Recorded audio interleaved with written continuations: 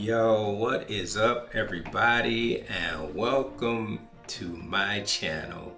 Whether you're here for the first time, or I guess the second time, since this is only my second video, I'm happy that you found me. Last week, I broke down a sports cue that I wrote that was featured on NFL Today on CBS. And although I do write a lot of sports cues and a lot of tension cues, the cue that we're going to talk about today is actually one of my favorite styles to write. It's an orchestral fantasy adventure cue called Phantasmagoric Voyage. So I'm going to bring it up on the screen here. And then what we're going to do, we're going to take a listen to it, and then we'll talk about it on the flip.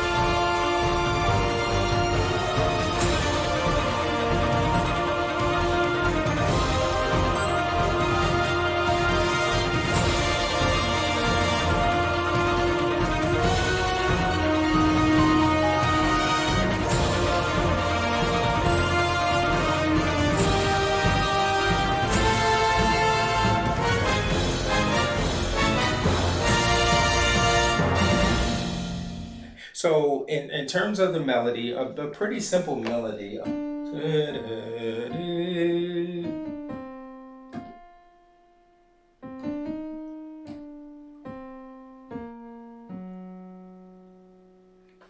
In the first section, the horn, solo horn actually carries the melody, but what I do in the intro, we'll just take a look at that pretty quickly. So I use just a solo flute, piano, kind of playing just a light ostinato, and some very high tremolo strings to set the tone, and I think maybe a synth pad to set the tone. So let's check that out.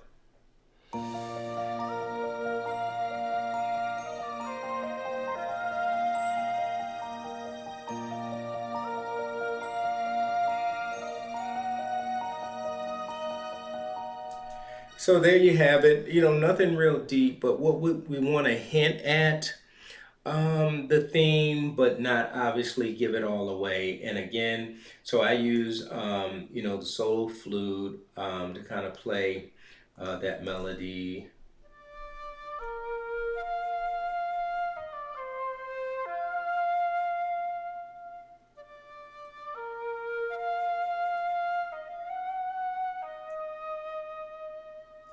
So there you have it, and a beautiful flute. This is actually the flute from BBC Symphony Orchestra, and I'm using the legato extended articulation, which combines, your legatos, different articulations you can jump to depending upon the velocity that you hit. You can turn to a staccato or whatever. So I like to use that oftentimes, and then with that, we just have this very simple piano,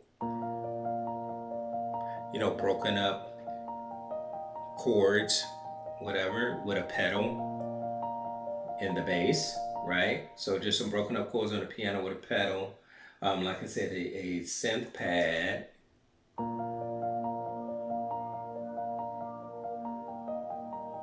I mean, you can barely hear it, but it's just there for support. And then, of course, we have the tremolos. Now I used a ensemble patch for the tremolo, but because of where I'm playing it, it's super light, and it didn't, in this regard, really bother the cue that I use an ensemble patch. Typically, you would want to maybe use just the first violin, or first and second violins or something like that to do tremolos, but I use an ensemble patch, which you'll hear here. I'll just play that for you with the piano, and you'll see how they work together.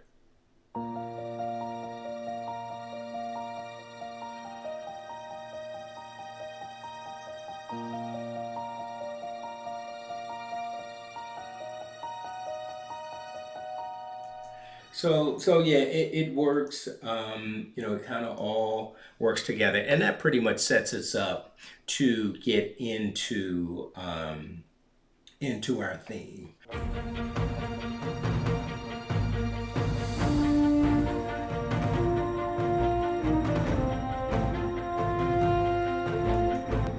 So getting into this next section, as I said, so what we have carrying the melody is a solo horn, it's a legato horn, cinebrass is what I am using there. Let me bring it over here for you. So it is the cinebrass, and as you see, it's the solo horn, true legato. And as you can see here, I'm not using the full mix. I'm using just a combination of the close and the room mic. And, I just use my reverbs to kind of put everything in the same space. And then with that solo horn, which is a beautiful horn,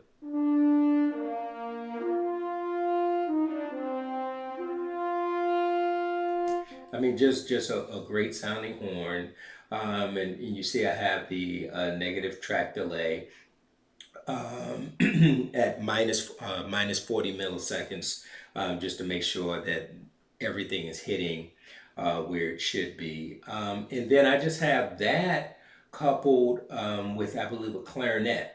Now, I know lots of times a typical orchestration technique is to match up horn and bassoon, which is a beautiful color, and I do that a lot. But in this regard, I just liked it with the clarinet. And again, it's just a color, it's just a choice of color. So here it is with the clarinet.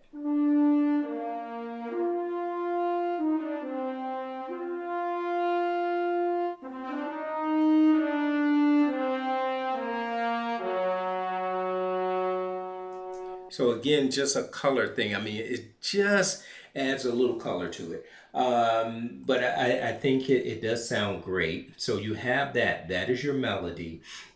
That carries the melody. The other thing that we have that you hear probably a lot is the motor, and that's just your ostinato. Again, we kind of introduced it a little bit with the chords that were broken up with the piano in the intro, and then now when we get to this first theme, our violas are pretty much carrying it. So I have a viola, but what I also use, and I love this patch here, is the originals. Let me open this up here, show it to you guys. So it is the Spitfire Audio Originals.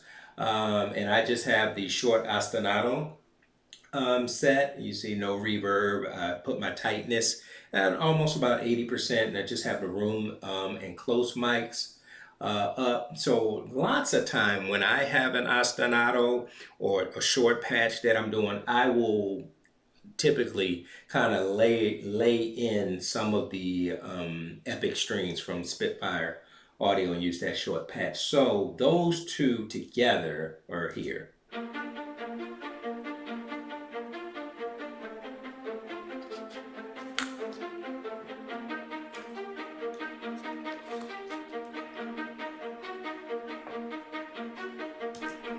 So, I mean, just chugging along, doing their thing. And then I don't believe that I may have support with the bassoon as well. Yeah. So I do, oftentimes I like to, when I write my viola, if I have a viola and cello ostinato, lots of times I'll double it with a bassoon. So here's the bassoon. Let's pull those out. Just listen to the bassoon.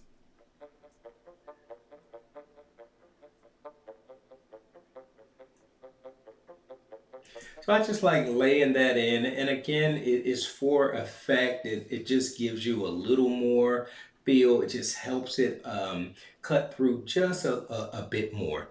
So that's your ostinato, that's your melody. And then really the only other support that we have in this section is our bottom. So we have the low brass and the low strings. So our cello, our bass, right?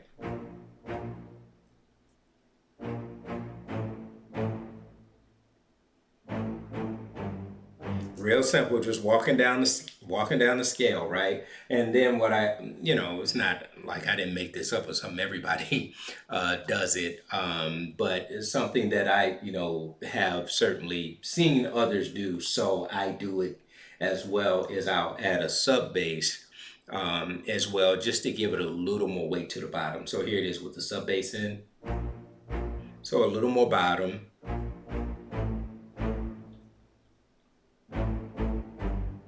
So real simple. So that is the string brass, and then I also have a contrabass clarinet in there as well. So and that's just the other piece of the weight. So that's all of our bottom end support, and then the drums. I am using damage, not going crazy with it. It's just some support stuff, and I got like some taikos and some other things. So here we go.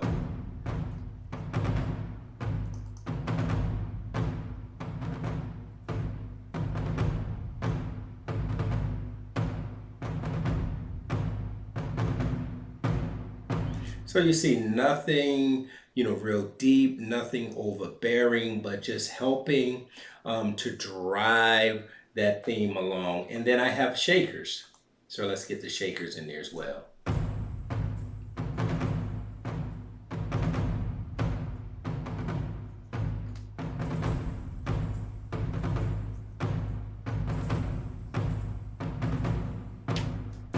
So cool. I mean, and that a little delay on the shaker. I'll just get right up here.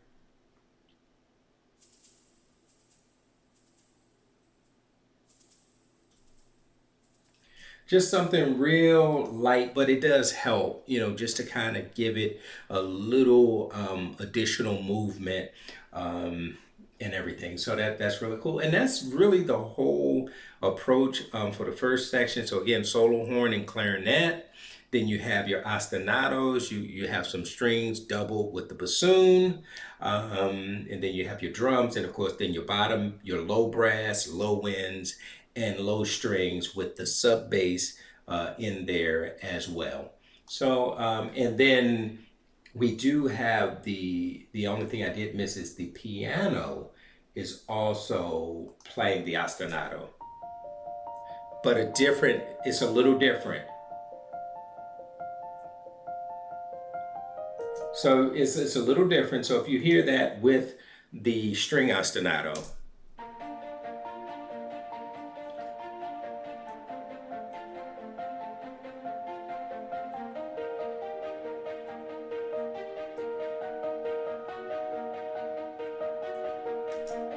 So when you put all that together, man, I think it's beautiful just the way everything works together. So here's just another little bit of that verse theme.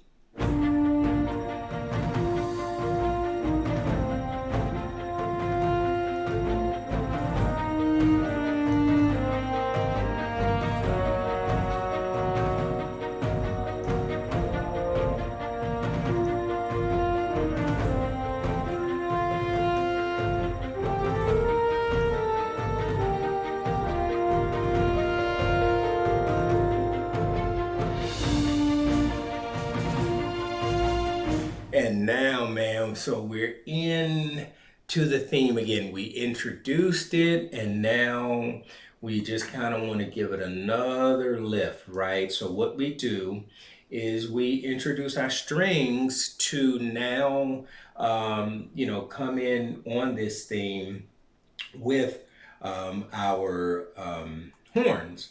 And then what we do to kind of help is we do a little pickup with the string. So instead of them just coming right in, da, you hear da da da da da da da. So you hear that first and second violin. I think I have them probably an octave away, but the first violin just does the pickup.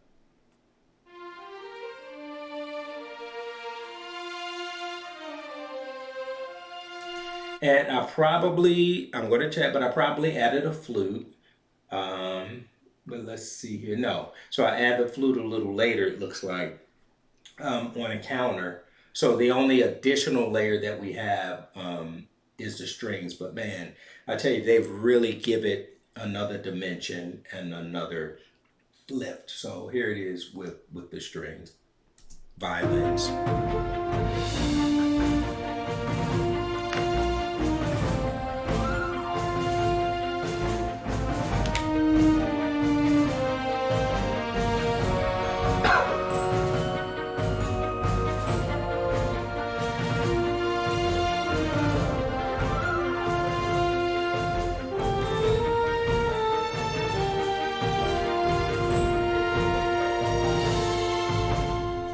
So the only other thing that we have, we have two other things within this section when the theme is introduced for the second time. We have some flourishes that you hear from the flute and piccolos, and then clarinets, and I think oboe, let's see, or is it no? So here's just the flutes. Later on, the clarinets and oboes come in. But it's just these little flourishes, just a scale, right? And then later, you'll hear the clarinets and oboes join them, right? And then the other thing that we have is a counter melody, right? And that is with our flute and our oboe. So we have a melody.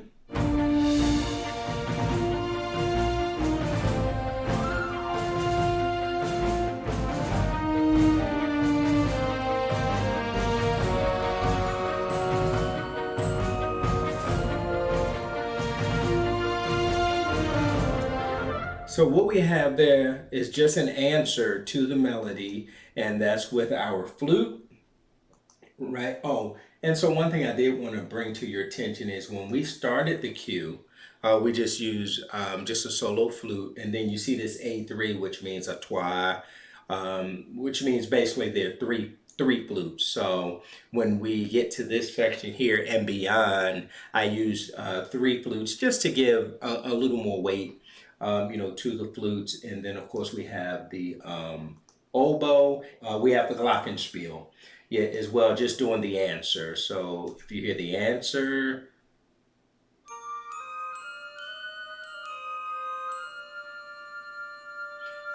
and clarinet. So the clarinet and oboes are harmonizing with the top line, which is the glockenspiel and the flute. And just a little answer, so something just to give us a little more interest because you've already heard this once. So, if we just play it the same exact way, there's not really any development. So, with us adding the violin one and violin two to the melody, and then adding the counter melody as well in some of the woodwinds, that just helps us, give it a little more dimension. And then, so coming out of that, we're into the bridge. And then there's another handoff of the melody. So now our melody goes to our low string. So the melody now jumps down to the cellos. And then I also added, just to give it again some additional support, the choir comes in here as well, not in a chordal fashion, but in a melodic fashion. And I add in the male choir members. So let's say the tenor, well, really these sound like the baritones because of where they're supporting at, here to bring in this melody. So I'll play a little bit of it and then I'll break it out for you.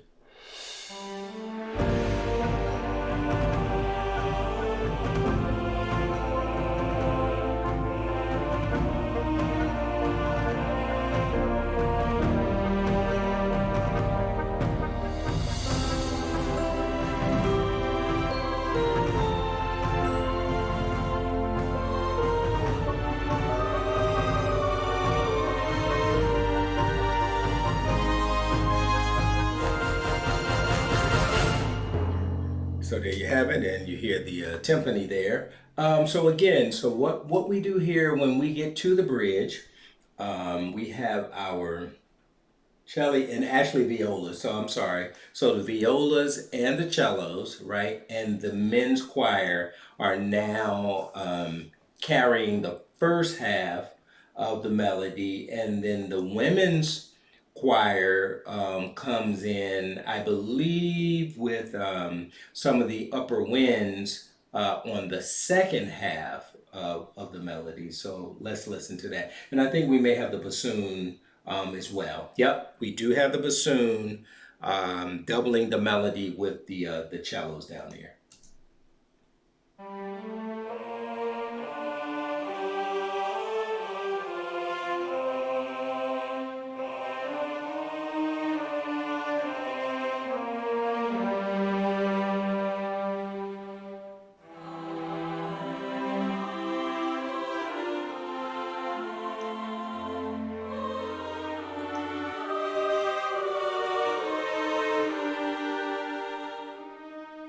Okay, so there you have it. And the only other thing that I do want to bring your attention to in this section, just from a developmental standpoint, is we talked earlier about how the violas and so on were carrying the ostinato, and the piano was helping to carry it sometime as well.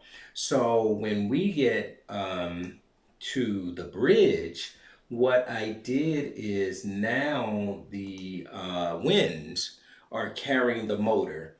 So it transfers over to um, the clarinet, the oboe, and the bassoon. So now when we get into the bridge, you'll hear them start to carry this motor here.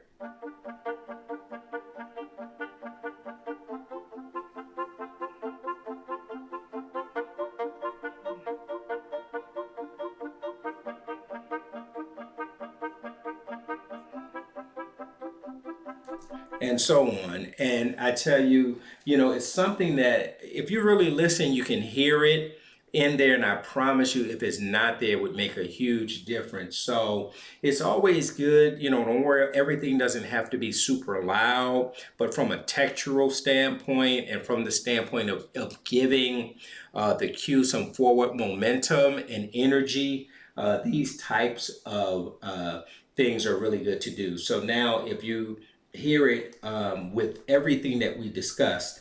The only other thing is I think we have like a little rhythmic thing kind of happening in our brass. So let me bring that to your attention as well while we're here. So this is the first time now that we introduce the horns in a support role. So remember the horns in the first section was carrying the melody. So now when we get to the bridge, the horns along with the bass bone and the short trombone now operate in a support role, so a harmonic support role. So here we go.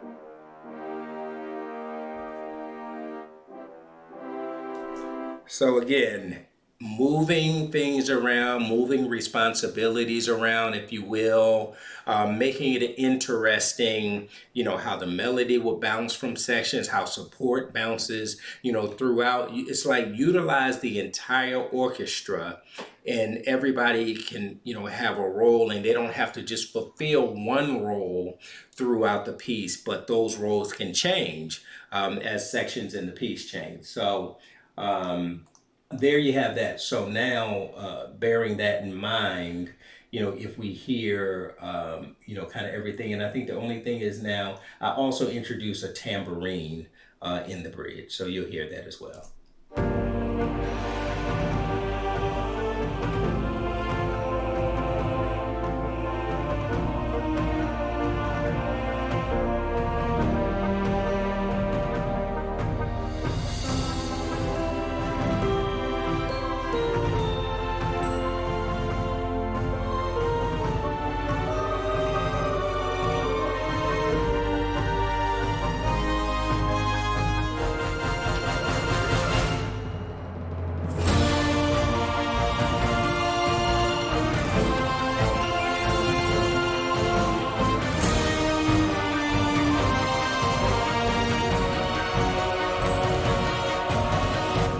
All right, so now we're in home stretch now. So we're moved into home stretch, and so now in order to give the cue even another lift as this ship is floating through the sky and they're excited about their journey, or whatever. So to give it another lift, you hear what I do, and I mean it's a common technique, is I introduce the trumpets at the end of the bridge as a foretelling that they're about to, come in on the last section. We don't want them just jumping in on the last section without any introduction. It's like, somebody's showing up in your circle and nobody's even introduced them. Yo, who are you? Who's this person? So we want to introduce the trumpets. Hey, everybody, these are the trumpets. Hey, trumpets, I'm the violin, so on and so forth. So now they've introduced themselves to the listener, really. So, oh, okay, the trumpets are coming. So when we get to the last section and the trumpets now are carrying the melody, it doesn't sound foreign, like, yo, where did they come from? They just jumped in the queue out of nowhere. And the only other thing now that we do, as we're continuing to build the cue, and in this type of cue, in your typical orchestral cue, you certainly would not have whoosh hits. But in this, just to give it, a little more life, and in thinking, about this being in a scene, for a film or something like that, epic adventure type thing, you would want to have this just to give it another lift. And it's just some audio whoosh hits. I'll just play those for you. So those. So and they do add. They just kind of help add something else, and then you'll see is what I did as well. Now I have added additional layer of drum and sub hit support. So this ferrum is nothing but a sub hit, just something like on the top of phrases, just to give us a little more, right? And it hits along with the whoosh hit. You have that ferrum that gives us that nice low hit. And I talked about the ferrum, I think, in my last cue as well. If you want to, check that out to see a little more about ferrum, I won't go into it here. And then you see I've also now added some more drum support. And you see the layers here. So that's one instance of damage, but then I have another instance of damage, and look at the layers there. So basically what we have from a layer standpoint, from a damage standpoint now is here.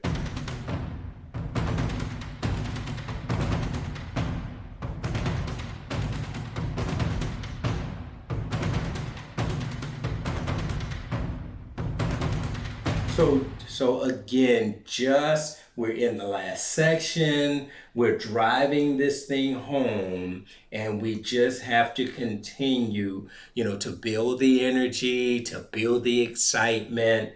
So outside of, also adding layers of instruments, these are other things. And then you see the rhythm even changed within the drums. Originally, the drums was just like boom, boom, boom, boom, boom. But now you hear digga digga dip, digga digga digga digga dip, and things of that nature, just to help us kind of push the cue along. So we do that and we churn through, right? And then the next thing for the first time is you hear a harmonic change, and it's called a 2-5 to 6. So it's like you hear this, what is it?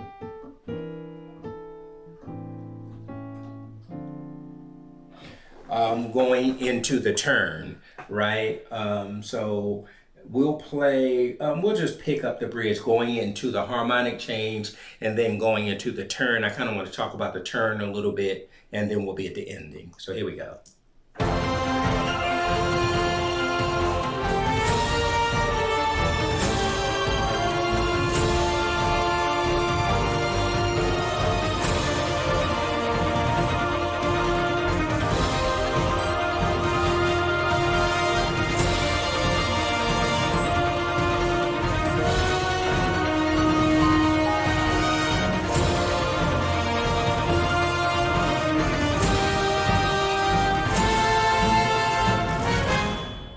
So, man, like I said, we are getting there now. So we had our harmonic change, which again adds another layer of interest. It's something different. We haven't heard that before. And then when we get to the turn, now we're just trying to drive home that ba ba ba ba ba ba ba, right? Ba ba ba ba ba ba ba. And then ba ba ba ba ba ba ba. So just really kind of driving home that point. Now, one thing that really helps us, like really notch up the energy in this turn, is what's happening in our strings. So in our first violin, and of course, again, as I told you guys, I like to double with the epic strings, and then our violin two and our viola. So now when we get to the turn, just to help really get that energy going, this is what we have our high strings doing.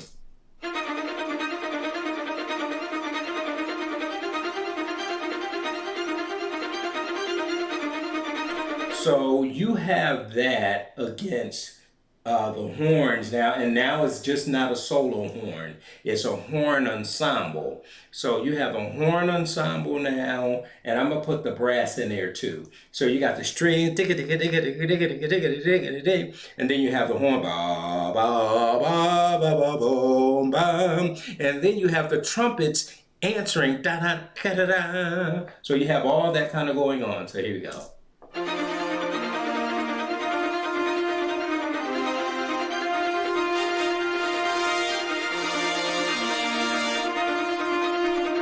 Right. So, I mean, you just hear like, oh, yes, this frenetic energy, and we have the drums going, right? And then we still have the piano, and, the woodwinds are offering now more melodic support because the flute so well are doing that ba ba ba da da da da. We have it looks like the oboe doing the same movement, the clarinet doing that same line, and bassoon all doing that ba ba ba.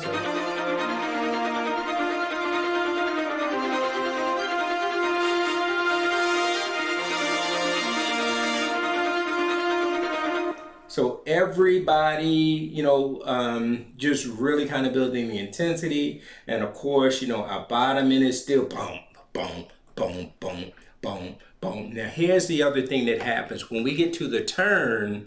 Early on, you remember we had the pedal, but we had a high pedal in the strings that had that high, the tonic, just high pedal all the way through the first section.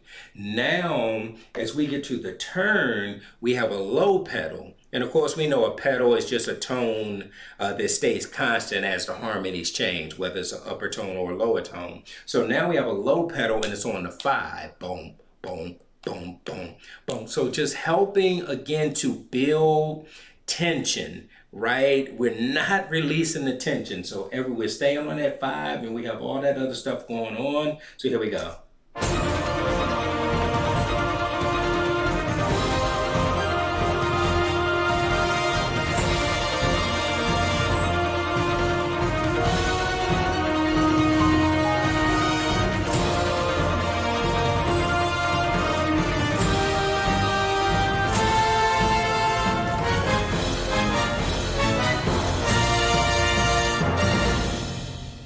And then, man, we get to the end. So we build tension, build tension, build tension on the 5, right? Then 6, 7. But guess what? We're now going to even give you more tension before we end that. So we go 6, 7, right? 6, 7, and then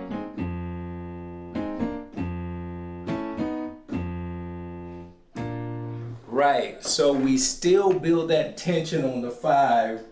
We play, the sharp 5, right? What is that? The sharp 6, and then sharp 6 to 1, and then we do 7, but a major chord, which we wouldn't do, and then we do a flat 2. Major chord, which makes you feel like we're about to jump up a minor third to the D flat. We're in B flat, but we drop back down to the B flat to end it all and really put just like a really good button on it, which is really, really cool. So guys, I mean, I really, really, as I said, love, doing these types of cues. And really, I hope you got something out of it. And if you did, please like the video, subscribe to the channel. It'll really help me out. And I love doing this. I love writing. And I hope, it encourages you to continue to write as well. So until next time, thanks. And I hope to see you back next week with another video breakdown. All right, take care.